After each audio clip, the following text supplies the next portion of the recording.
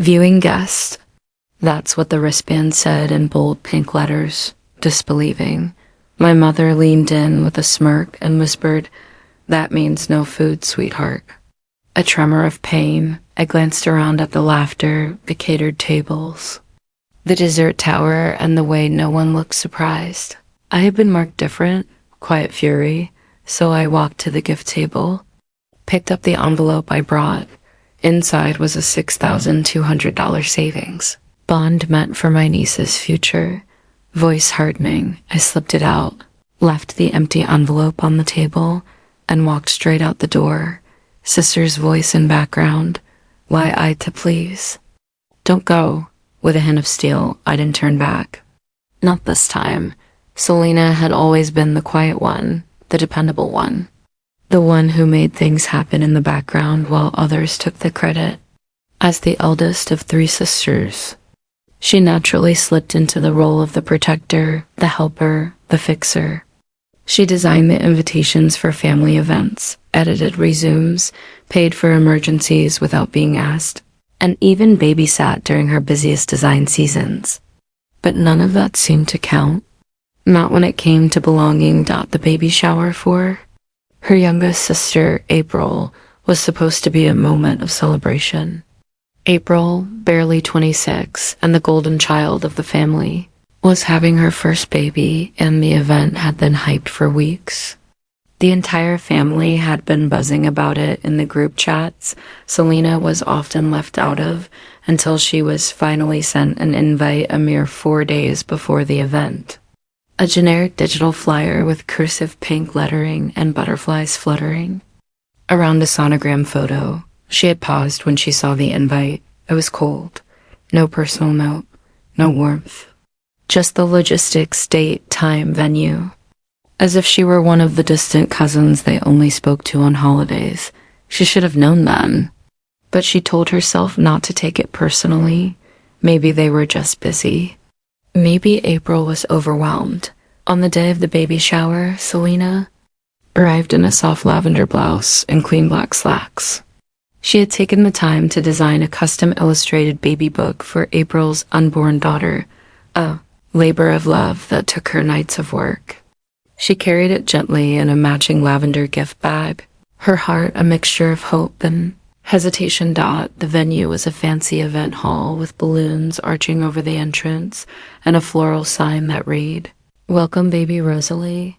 Inside everything was pastel perfection rows of rose gold chairs, a candy station shaped like a carriage, and a photo booth corner decorated with baby onesies. She spotted her family quickly. Her mother, Marcia, was in a lilac wrap dress, holding a clipboard, and clearly relishing her role as the event orchestrator. April was seated on a throne-like chair surrounded by presents, looking radiant and smug. Her other sister, Mandy, hovering nearby like a loyal HANDMAID as Selena approached the check-in table. A young woman she didn't recognize looked at her wrist. "Hi, name? Selena Myers." "Oh." The girl smiled politely, then reached under the table and handed her a pink wristband. It said, in bold, sparkly letters, "Viewing guest." Selena stared at it, confused. What does this mean?" she asked, a half laugh in her throat. The girl blinked. "Oh, it means you're not part of the official family group. You'll be seated near the back, and, viewing guests don't get food vouchers." "Sorry." Selena's breath caught in her chest. She waited for anyone to say it was a mistake, that it was a joke, that they'd given her the wrong band. But then her mother approached. Her perfect makeup unbothered, her smile sharp as a knife. "Oh, sweetheart," Marcia purred, eyeing the wristband as if it were the most natural thing in the world. "That means you're a guest today, not family. You understand?" April and Mandy decided only close family get the blue wristbands. Selena blinked. "Close family?" Her voice cracked. "Yes," her mother said. "That's how we're organizing the catering. You don't get food, but you're welcome to watch the festivities from the guest area. There's lemonade." A tremor passed through Selena's spine. She looked around, certain this had to be some twisted prank. But no one stepped forward. No one offered a correction. In fact, some of the guests nearby laughed, thinking it was just another one of those funny family moments. Selena's eyes darted to Mandy, who smiled awkwardly but didn't step in. April didn't even look up. She was too busy opening a gift and squealing over a baby blanket. For a moment, the noise around her became muffled, like she was underwater. The years flashed before her eyes, the times she took April to doctor's appointments because their mom was too tired. The holidays she worked double shifts so she could afford thoughtful gifts. The countless designs and logos she made for free when Mandy was starting her Etsy. The times she swallowed her own pain because there just wasn't room for her voice at the table. And now, at the very moment meant to celebrate new life and love and togetherness, her own family was publicly labeling her as less than a spectator. Not a sister, not a daughter, just a guest. She looked down at the wristband again, her pulse drumming in her ears. The words glared back at her, viewing guest. The pink glitter sparkled mockingly in the light. That was the moment it clicked. She had never been part of their version of family. She was just the one they called when they needed something, and now that they had everything they wanted, she was disposable. No plate, no chair, no acknowledgement. Selena swallowed the lump in her throat, tucked the gift bag back under her arm, and quietly turned around. She didn't cry. Not there. Not in front of them. As she walked out, not a single person stopped her, but the silence she carried with her.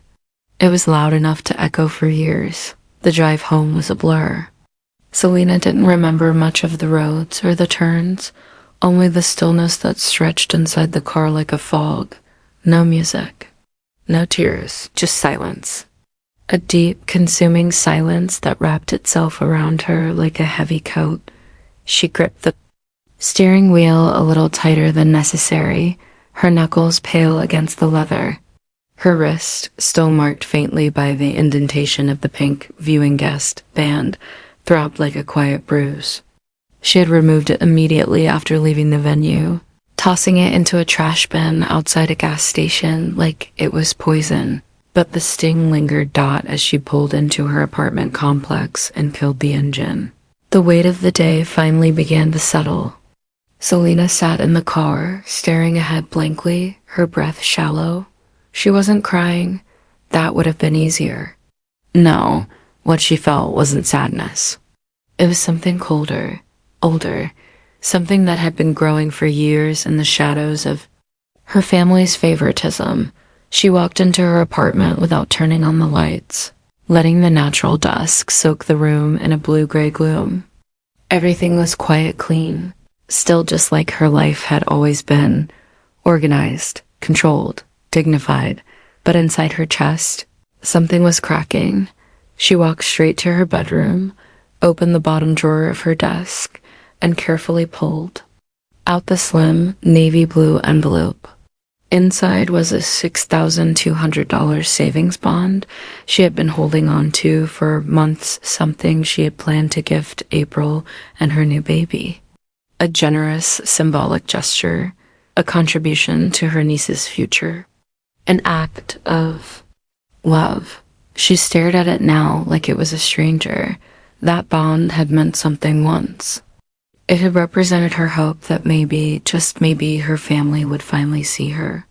That they would appreciate her not for what she could give, but for who she was. She had imagined April opening the gift, shocked by Selena's kindness. Maybe even crying a little. She had imagined her mother saying, "Selena, you didn't have to do this," with a soft voice, maybe even regret in her eyes, but none of that had happened. None of it would happen. Instead, she had been branded a guest at her own sister's baby shower. Selena placed the bond on the desk and sat down slowly, her fingers brushing over the smooth paper. Her mind drifted back to every moment her efforts were dismissed every time she was told she didn't contribute like her sisters. How Mandy's tantrums were coddled and April's mistakes forgiven, while her accomplishments were ignored or reframed as arrogance. She thought of the times she'd paid for April's books in college when April had called her sobbing after maxing out her credit card. Selena had sent the money that night. No questions. No, think dash you dot.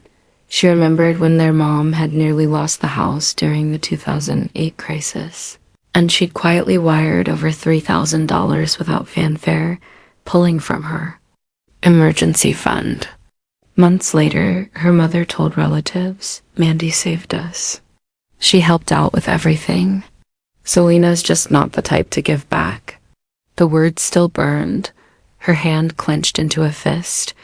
That $6,200, it was no longer a gift. No longer a plea for approval. It was hers, fully, finally. For the first time in years, Selena allowed herself to feel the sharp edge of her anger, not to suppress it, not to excuse their behavior, but to truly own it. She felt it crawl through her chest, uncoiling into something more useful. Something like purpose. If they wanted to cast her as the outsider, she'd take the role. But she'd rewrite the script. She wouldn't beg for belonging. She wouldn't prove her worth through sacrifice. Not anymore. From now on, she wouldn't offer silence to keep the peace. She'd build her life louder than their doubts.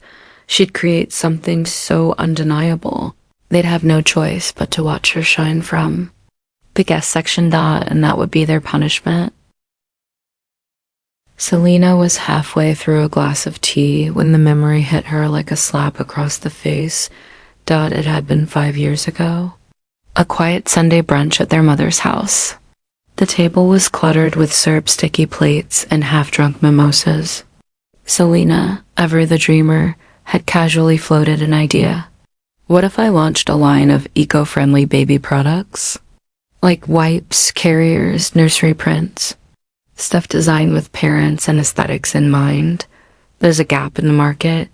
Her mother, sitting across from her with a fork in hand and a smirk on her face, didn't even pretend to consider it.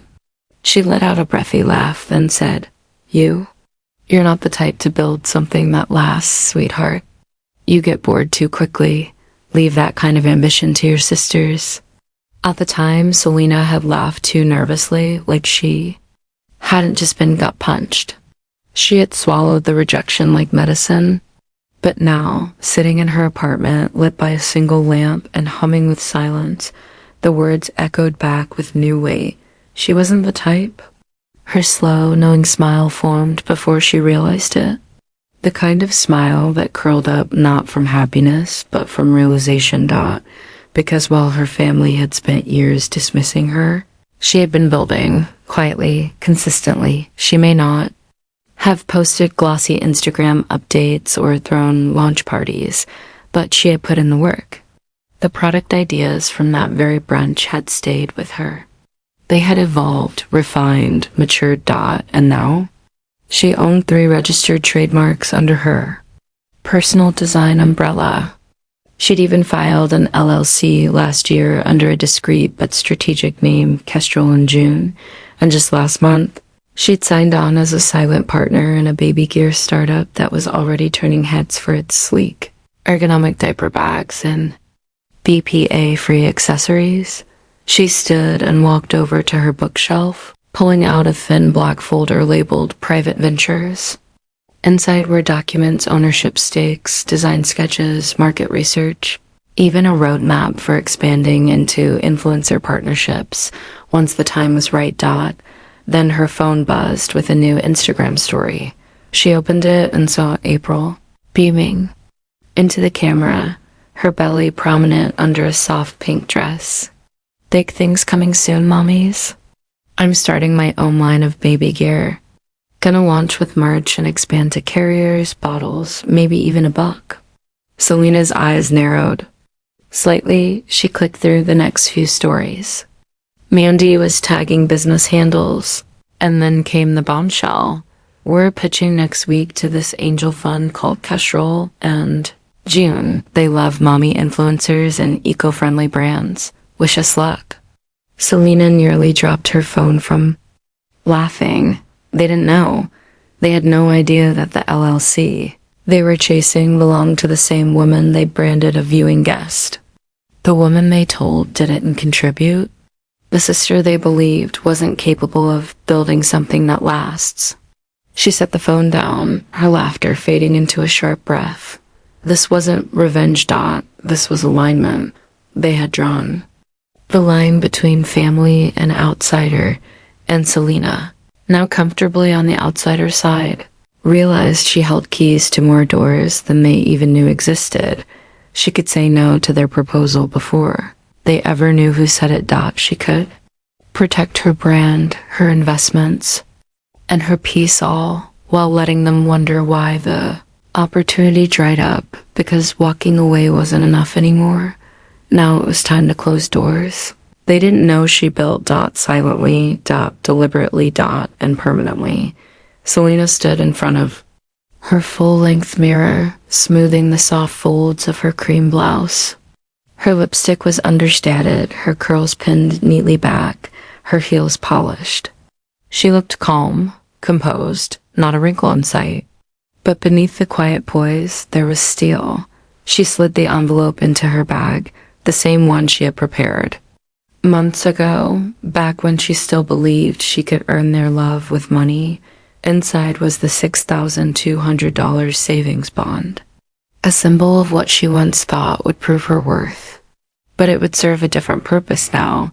The baby shower was already in full swing when she arrived. Laughter filled the air, champagne flutes clinked, and the smell of catered food drifted through the open event hall. No one noticed her at first. Just another guest with a pink wristband, slipping in quietly. She didn't protest when the girl at the check-in table handed her the viewing guest band again. Didn't flinch. She accepted it without a word, wrapping it around her wrist with surgical calm. This time she wore it like armor. Inside, she moved through the space like a ghost, unnoticed, yet seeing everything. April was in the center, basking in attention, cradling her belly and cracking jokes about her future empire. Mandy hovered close, snapping photos for their shared influencer page. Their mother floated nearby, laughing loudly, playing hostess. With a practiced smile, Selena chose a seat in the back corner. She didn't mingle. She didn't smile. She listened as April bragged about her upcoming product line, about how she had a solid pitch for an eco-baby brand and some trademark stuff in the works. Selena's eyes didn't waver. She knew that every product April had listed, carriers, prints, even diaper bags, were already filed under Selena's brand. Kestrel and June had beat her to it, and her silent ownership meant that any legal overlap would be flagged. The silent trademark blocks were already in motion. Selena took a slow, steady breath. She watched as April opened gift after gift, the room erupting in applause and coos. She watched her mother beam with pride, watched Mandy tear up while filming on her phone. No one looked in her direction, not even a glance, and still she waited. Then came the perfect moment. April unwrapped a massive pink basket filled with luxury baby items and held up a tiny cashmere onesie. The room burst into claps and cheers. Selena rose. Her heels clicked softly against the polished floor as she walked to the gift table. The moment hadn't been staged for her, but she took it all the same. She reached into her bag and pulled out the envelope. Then she opened it. She slipped out the savings bond, held it for a beat, just long enough to feel its weight one last time, and then tucked it back into her coat pocket. Quietly, she placed the now empty envelope on top of the other gifts. It was still addressed in her handwriting. To my niece, for the life you deserve. Inside, there was nothing. Just a blank card. She didn't leave a note, didn't cause a scene, didn't look back. Selena turned and walked toward the exit with the same quiet grace she had entered with. But this time, she wasn't walking away out of defeat. She was walking away with clarity, because the bond, the LLC, the trademarks, they weren't just paper, they were proof. She had built something that lasted, and they would only realize what they lost when the doors they needed most refused to open. The sun had dipped lower, casting golden streaks across the parking lot as Selena stepped out of the event hall. The air was still, heavy with fading laughter from inside. She walked slowly, her heels measured against the pavement, the envelope now empty in her coat pocket. Her chest didn't ache, her throat didn't burn. For once, she didn't feel invisible, she felt in control.